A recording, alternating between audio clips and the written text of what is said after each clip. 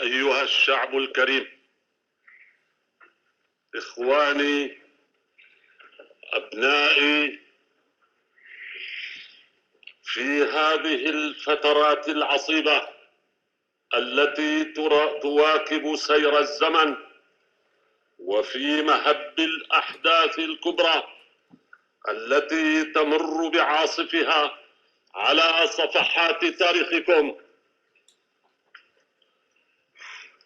لتكتب فيها وقائعكم وتسجل مآثركم ومفاخركم أو مآسيكم وأحزانكم في هذه الأدوار والمراحل، وفي ذكرياتها وأيامها، في ساعات الشدة والحرج أو ساعات النعمة والفرج.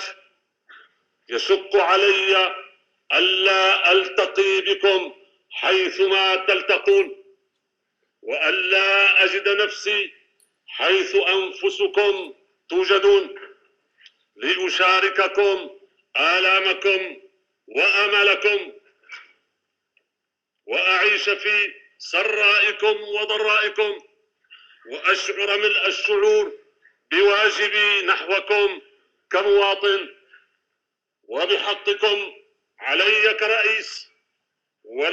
ولكم خاطبتكم في البأساء والضراء، ولقيتكم في أيامكم قبل أن تبلغوها وبعد أن بلغتموها، وكم عودت نفسي أن أتصفح وجوهكم وأواجه قلوبكم وأستوحي عزائمكم كلما ألم بنا خطر وادلهم في حالكات الليالي أمر. فما أخطأ حدسي عندما عقدت عليكم الرجاء، وما تحول إيماني عندما وضعت إيماني عند الله والحق. ولقد وضعت حياتي في طريق النضال، وما وليت عليكم لأنحجب عنكم وأضل عن طريقكم، وما عرفت الرئاسات والقيادات في عهود الجهاد، وليس لها عندي أي تعريف سوى أنها عهود على أصحابها، وديون في ذممهم، وحقوق على رقابهم، ومضاء مستقيم إلى منياتهم. فإن كتبت لهم الحياة أكرم الله حياتهم بجهادهم، وإن كتبت لهم الشهادة أكرم الله ثراهم وأجزل عطاءهم وبارك الأرض بدمائهم. أيها الإخوان والأبناء،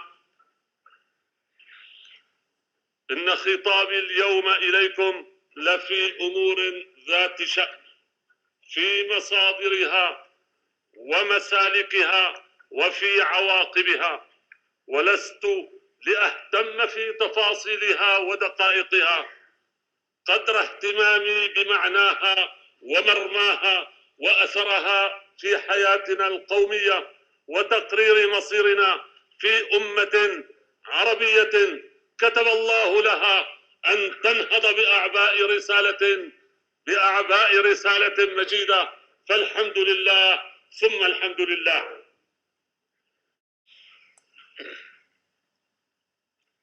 لماذا يريدوننا أن نعيش على ضنك وضنا وحرمان لتزق ثرواتنا وأرزاقنا إلى مخازنهم ومستودعاتهم، يغدقونها على أنفسهم، بل يغدقونها على أعدائنا جهارا نهارا، ونحن سكوت على الأذى والضيم. فلا عاش السكوت على الأذى، ولا عاش الركوع على الخنوع، ولا عاش احتمال الضيم ورؤية جانيه، ولا عاش الاستقرار رهينة في مخلب الاستعمار، ولا عاش السلام على الأرض محمولا على مناكب العبيد مدرجا بدم الأبرياء، ولا نامت أعين الجبناء.